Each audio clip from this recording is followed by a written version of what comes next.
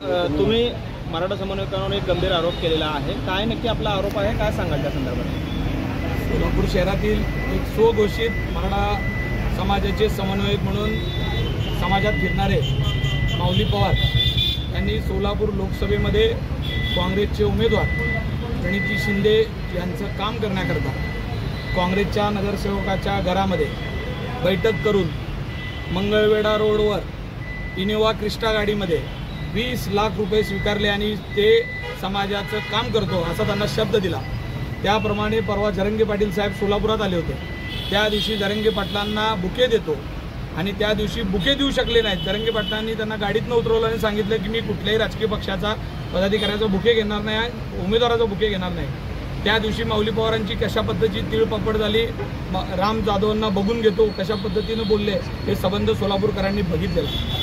हे स्वघोषित मराठा समाजाचे जे समन्वयक आहेत ते याआधी सुद्धा अशा गोष्टी टेंडर घेणं आणि समाजाला विकणं अशा बऱ्याचशा गोष्टी यांनी केलेल्या आहेत। पण समाज गल्लीपासून दिल्लीपर्यंतचं राजकारण करत असताना प्रचंड हुशार आहे।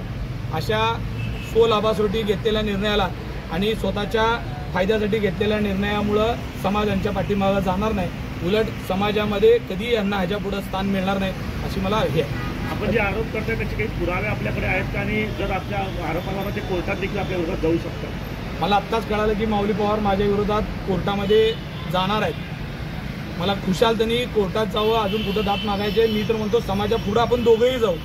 माझ्याकडे असलेले पुरावे तुम्ही त्या दिवशी ज्या अपार्टमेंटमध्ये भेटलात त्याचे CCTV फुटेज माझ्याकडे आहेत।